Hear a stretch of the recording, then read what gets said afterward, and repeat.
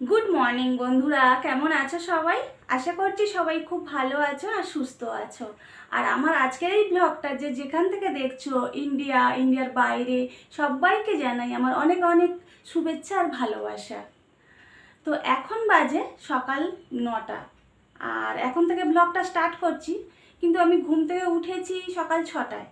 এবারে তোমাদের দাদাভাইয়ের অফিসের জন্য রান্না করে দিলাম। তো আজকে রান্না হয়েছে ডিমের তরকারি আর ভেন্ডি চিংড়ি দিয়ে চচ্চড়ি হয়েছে। তো সেইগুলো প্যাক করে দিলাম, তো তোমাদের দাদাভাই অফিসে নিয়ে চলে গেল। আর তারপরে রান্না করার পরে না এত গরম লেগেছে। আর কাল থেকে পরশুদিন গরম পড়েছিল, কাল যেন প্রচুর গরম পড়েছিল। তো আজকে ওই রান্নাবান্না করার পরে আজকেও প্রচুর গরম লাগলো, তো ভাবলাম সকাল সকাল স্নানটা করে নিই। তো সকাল সকাল স্নান করে পুজো দিয়ে নিলাম, আর তারপরে আজকের ব্লগটা শুরু করছি। তো ঘরের কাজ এখনো কিচ্ছু হয়নি, বিছানাগুলো তোলা হয়নি, ঝাড়ু দেওয়া হয়নি, কিচ্ছু হয়নি। তো চলো তাহলে ঘরের কাজগুলো শুরু করি আর তোমাদের সঙ্গে শেয়ার করি সেগুলো, আর তোমরা দেখতে থাকো। তো চলো। তো প্রথমে এলাম ছেলের বেডরুমটা ক্লিন করতে। তো আর আমরা না সবসময় মশারি মানে খাটিয়ে ঘুমোই। আমার ছেলে যখন খুব ছোট ছিল, এবারে ওর যাতে মশা না কামড়ায় সেই ভয়ে তখন আমরা প্রতিদিন মশারি টাঙিয়ে ঘুমাতাম। তো সেই অভ্যেসটা হয়ে গেছে। তো আমরা যখন আসানসোলে থাকতাম, 4তলায় থাকতাম, তো মশাটা অতটা ছিল না। তাও ছেলের যদি মশা কামড়ায় ক্ষতি হবে সেই ভয়ে মশারি টাঙাতাম। তো তারপরে যখন কলকাতায় এলাম, তখন দেখছি বাবারে, এই কলকাতায় মশা মানে প্রচুর মশা। তো আর এখানে তো শুনেছি প্রচুর ডেঙ্গু টেঙ্গুও হয়। তো সেই ভয়ে কিন্তু আমরা সব সময় মশারি টাঙাই। আর তাছাড়া ওই মশারি টাঙিয়ে ঘুমোতে ঘুমোতে না একটা অভ্যেস হয়ে গেছে। মশারি না টাঙালে যেন মনে হয় ঠিকঠাক ঘুম হচ্ছে না। আর মশারিটা টাঙানো হয়ে গেলে ব্যাস নিশ্চিন্তে এবারে ঘুম হয়ে যায়। তো দেখো মোটামুটি ছেলের বেডরুমটা ক্লিন করে দিয়েছি। তো চলো এবারে মশারিটা ভাঁজ করে নিই।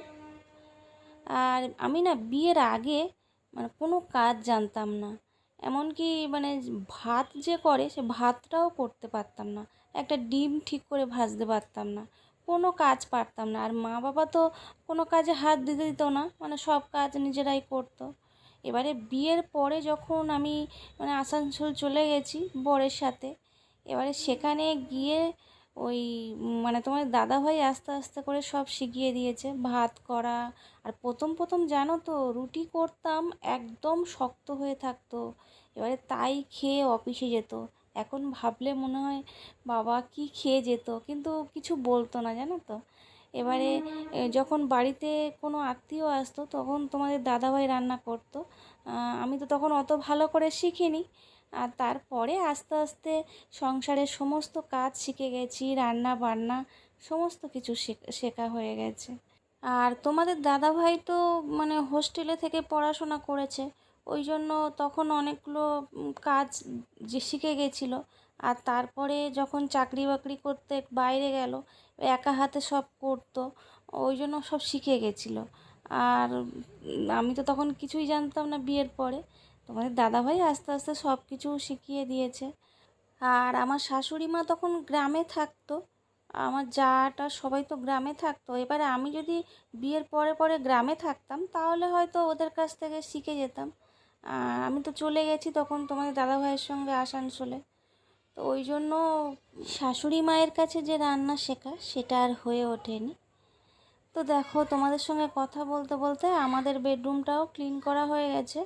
তো এরপরে ওই ড্রেসিং টেবিলে কিছু জিনিস বাইরে ছিল, আসলে বিকেলে ওই মাঝে মধ্যে শর্টস করলে ওগুলো পরি আর তোলা হয় না। সেগুলো সকালবেলা সব ওই ড্রেসিং আয়নার ভিতরে সব রেখে দিলাম। আর এরপরে ঝাড়ুটা দিয়ে নিচ্ছি, তাপসী দিয়ে আসবে খানিকটা পরে। তো তার আগে একটু ঝাড়ুটা দিয়ে নিচ্ছি, বাসি ঘর থাকবে।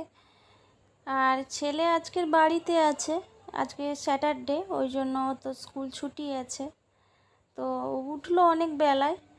আজকের আসলে ম্যাম পড়াতে আসার কথা ছিল, তো ও বলছিল মা তাড়াতাড়ি ডেকে দেবে। তারপরে ওর ম্যাম ফোন করলো যে আজকের আসবে না, নেক্সট দিন মানে পরের দিনে আসবে। তো ওই জন্য আর ডাকলাম না, তো অনেকটা দেরি করেই ঘুম থেকে উঠেছে। আর আমি এদিকে ডাইনিং রুম টুম সব ঝাড়ু দিয়ে শেষে কিচেনটা ঝাড়ু দিয়ে নিচ্ছি। তো এরপরে গাছগুলোতে একটু জল দিয়ে নেব। আসলে এত গরম পড়েছে আর এত রোদ, গাছের মাটিগুলো তাড়াতাড়ি শুকনো হয়ে যাচ্ছে। আর এই যে দেখো, এই গাছটায় অনেকগুলো ফুল ধরেছে। আর আমার যে জবা গাছটা লাগিয়েছি ওর কুঁড়িগুলো শুধু হলুদ হয়ে যাচ্ছে, মানে বড় হচ্ছে, ফোটার আগে আগেই হলুদ হয়ে যাচ্ছে। এই দুটো কুঁড়ি হলুদ হয়ে গেল। তো এরকম কেন হচ্ছে বুঝতে পারছি না। আর এইদিকে দেখো, আমি চেয়ারগুলো একটু মুছে নিচ্ছি।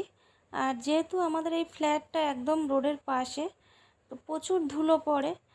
তো চেয়ারগুলোতে দেখলাম মানে অল্প অল্প ধুলো পড়েছে।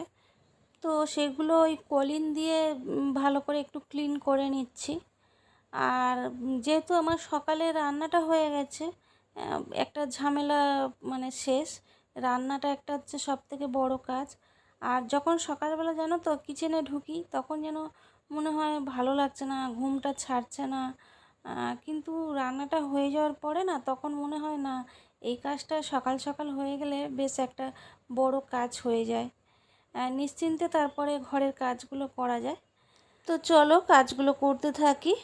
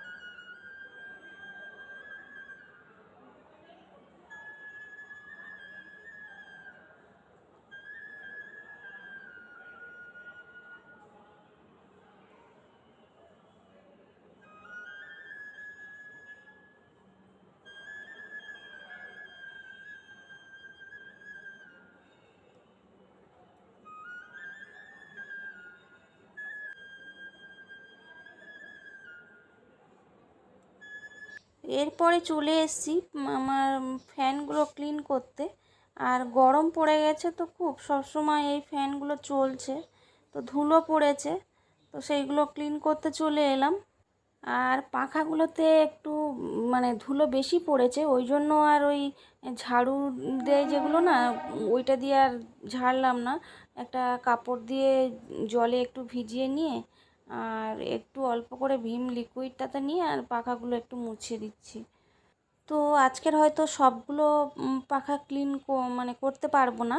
তো 3টে পাখা ক্লিন করব, আমাদের দুটো মানে রুমের পাখা আর ডাইনিংয়ের একটা পাখা ক্লিন করব।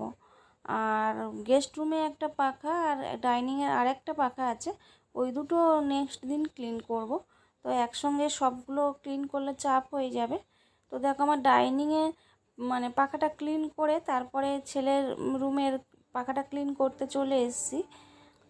তো দেখো, পাখাটা একদম ক্লিন হয়ে গেছে। এরপরে আমাদের বেডরুমের পাখাটা ক্লিন করতে যাব। তো চলো এই রুমে পাখাটা ক্লিন করতে থাকি।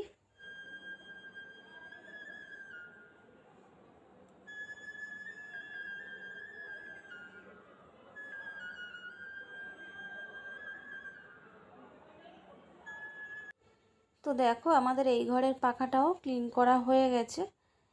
এরপরে যাব বেসিনটা ক্লিন করতে।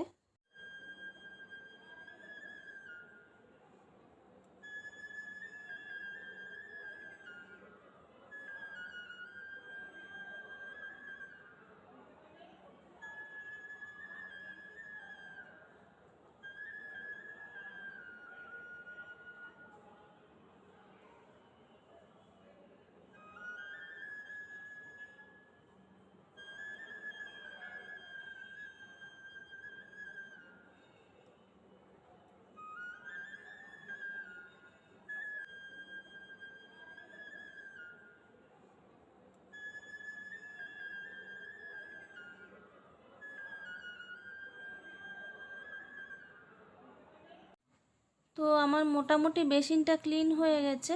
তো এরপরে একটা শুকনো কাপড় দিয়ে ভালো করে কাঁচটা মুছে নিচ্ছি।